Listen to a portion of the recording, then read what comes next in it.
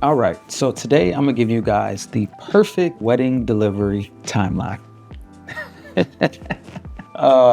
Some of you may know, some of you may not know, but I've had an eventful week. I had a few creators, two specifically, Wayward North and Justin Porter Media, create videos about me, about a thread that I shared over the weekend. And there's no beef, there's no drama. We've all talked to each other publicly and through personal DM, and there's no issues. We've discussed our issues, or not really issues. We discussed and had a debate and came to mutual agreement on certain things. And to be honest, it made me think I should probably create a video about my deliverables and my personal timeline in regards to getting content back to my clients as a portrait and wedding photographer for the last 13 years. So first things first, if you don't know what I'm talking about, I'm gonna link their videos below and also the thread that I had shared as well. I'll put it on screen somewhere and you can pause it and you can read it, and then you can go and watch their videos and the back and forth that we had on your own time. But like I said, there's no issue with those guys, but that conversation made me say, hey, I should probably release what I do in my own personal business and then open a discussion to talk to you guys in the comments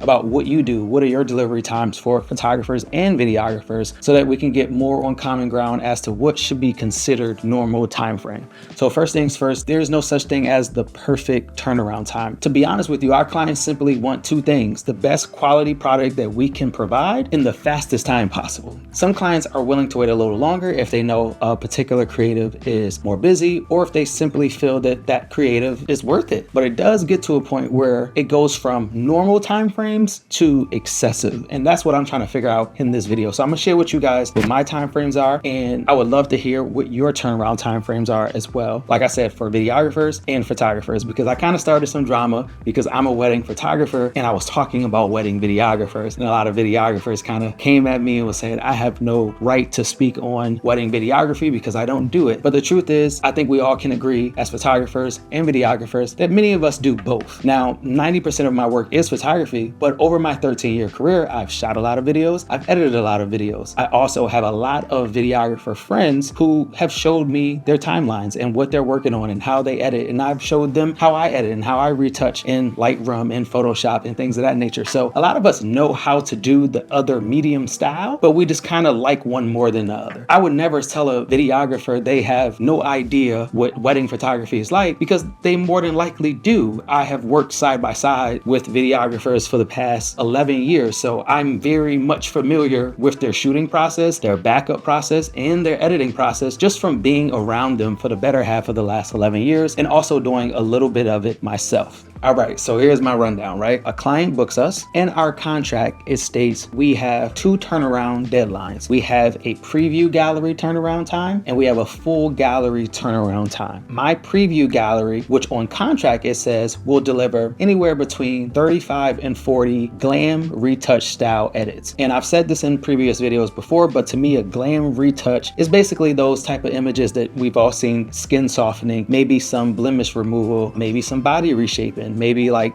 tightening in the waist, or, removing a double chin, or getting rid of some flyaways, things of that nature. Things that are basically out of the scope of your typical color temperature edit, your crop edit, exposure edit, black and white, things of that nature. When you actually have to manipulate a photo, if I have to take it from Lightroom to Photoshop, it's basically a glam retouch at that point in my book. So I'm delivering anywhere between 35 and 40 glam retouch photos in that 2-week span. Typically, I'm actually delivering anywhere between 60 and 75, just because I be ODing sometimes, and I just like to give more value than I tell my client I'm going to give them, right? So in contract, it says 35 to 40, but in real life, I'm delivering anywhere between 60 and 75. That gallery goes out to the client within the first 2 weeks after their wedding date. And the reason for that is we have a 8-week turnaround time for our full gallery, right? And in our full gallery, we may deliver anywhere between 450 and 700 photos, depending on if it's just me shooting their wedding, or two photographers shooting a wedding, or if I was there for 3 hours versus 10 hours. It all depends. So usually that full gallery is somewhere between 450 and 700 images, and that preview gallery is between 60 and 75 glam retouch style edits. What I've learned throughout my 11-year journey as a wedding photographer is clients have progressively wanted their stuff back faster and faster. Ideally, our clients would love to get some edits back to us, either a 1-minute teaser if you're a videographer, or at least 5 to 10 edits back, probably by that Monday if their wedding was on on Friday or Saturday. Sometimes that's possible, sometimes it's not, because sometimes I might have a wedding Friday and Saturday, or Friday, Saturday, and Sunday, and there's just no way I can get those out to you by Monday morning so you can post. So I did set a time frame for myself to get them back something, and usually in those preview galleries, there are images of just the bride by herself, the groom by himself, a full wedding party shot, some getting ready shots for the bride and the groom. A lot of the couple shots together are in those. It's basically the images that they would probably put on a thank you card or want to share to social media. I call it the photo shoot part of the wedding day, because I realized waiting 2 months, 2.5 months to get all of your images back, sometimes clients are antsy. While 2 months I don't think is a very long time to get a full gallery back, I do understand that like you're in the excitement of your wedding day. More than likely you want something back as soon as possible, right? So from my experience, it was like, hey, I have to figure out a way where, because I know I can't deliver all these photos in a week. I can't deliver them 500 to 700 images in a week or two. It would just be too much to have those deliverables, and it leaves you very little wiggle room as well if things go wrong, or if you have multiple bookings that are back to back. It's just too much. So I said, okay, I'm gonna deliver them 35 to 40, which like I said is usually 60 to 75 within the first 2 weeks, and that makes them happy. That gives them something to hold them over for that next 6 weeks while I'm going to deliver that full gallery. Now, the wedding I just actually finished about a couple weeks ago, I finished everything and got it out to my clients in 3 weeks. I did their preview gallery in a week and a half, and then I did their full 700 image gallery. It may have been 800 in theirs because I had a second shooter within 3 weeks. 3 weeks and 3 days to be exact. And the reason why I was able to deliver that is because their wedding was in January. And January is my slower season for weddings. When weddings really pick up for me, it's in that April to September timeframe, which is probably very common for majority of you who are watching this video as well as wedding professionals, unless you are a worldwide traveling wedding photographer where you're traveling to places where it's just warm all year round. A lot of people, at least in New England where I'm in Connecticut, are booking their weddings in that April to September timeframe. So whenever I get a wedding that's in like January, February, or March, I'm typically delivering those much faster, 3-week timeframe or 4-week timeframe. And then when I get into the June, July's where I might have 5 weddings in a month, 6 weddings in a month, very short time frame, that's when I'm really pushing that 6 to 8 week time frame, and I need that buffer. So those are my turnaround times. I have a 2-week preview gallery, a 8-week full gallery. Sometimes it comes faster, sometimes it literally comes to the T to the 8th week on the dot. The next thing I do want to touch on briefly in this video is my back-end processes. So say I just shot your wedding this evening. When I come home, I am immediately taking my cards out of the cameras and backing them up to my external hard drive. I know there are a lot of creators, photographers, and videographers who back up their files to the cloud, or they back them up to multiple externals. For me, I don't do any of that. I back mine up to one external SSD, something like this.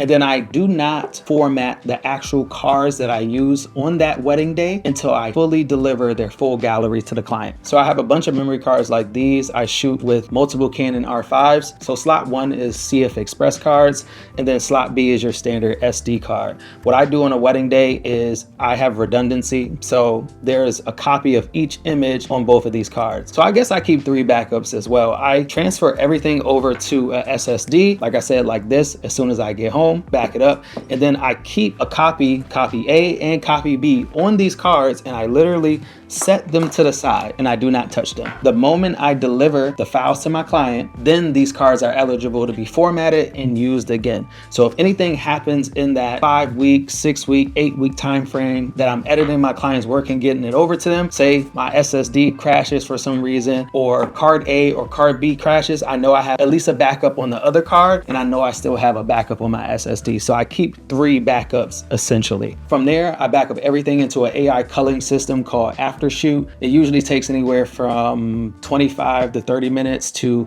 cull through all the images. Typically on a wedding day, I am shooting 4,000 to 6,000 images. Like I said, probably 30 minutes. It'll cull through them all. And it typically will select out of, say I shot 5,000 images, it'll probably select somewhere between 1,500 and 1,800 images based on the parameters that I set in Aftershoot. And then I go through those 1,500 to 1,800 and select which photos I actually want to edit. Once I I narrow that down, then I pull it all up into Lightroom. I'll create a new catalog for that couple in Lightroom, and that's where I see all of the images that I'm going to work on. And I'll go image by image, and I know a lot of photographers use presets. I actually don't use any presets. I edit every photo specific. I go from one photo to the next, to the next, to the next, and it may be very time consuming to some. That's just what works for me, and I like that best. I don't really like presets, and from my experience, even if you have a great preset, depending on the environment that you're shooting in, indoor light, outdoor light, natural light, fluorescent light, strobes, depending on where the shadows are hitting, even if you have a really dope preset, you're still gonna have to do work on it. Early in my career, I used to use presets because I was very new to it and I just wanted an easy fix, but I realized even using those presets, you still have to do work after the preset, and if I still have to do work after the preset, I might as well just adjust them all manually. Now, if I took 30 images within the same lighting, once I get the lighting correct on one, I will copy those settings over to the other 29. Now I will do that, but I wouldn't consider that a preset. I'm still finding the best color for one image, and then any image that was taken within that same time frame or that same lighting environment, I'll copy it all over. And that's just my process. Once I come across a photo that I actually want to glam retouch or skin soften or make like one of those poster magazine type of edits on, then I'll open that one image up in Photoshop, edit it, save it, and it puts it back in the Lightroom catalog. And then I do that all the way till I get to the end, and then I save everything out. After that, I open up Adobe Bridge and I rename all of the images. So say if it was Sarah and John, I'll do Sarah and John, and then it'll be a number sequence, and it'll be Sarah and John 1 all the way up to Sarah and John 800. And then once I rename them all, I upload all of them to Pixieset, create a new folder, and send it off to my client.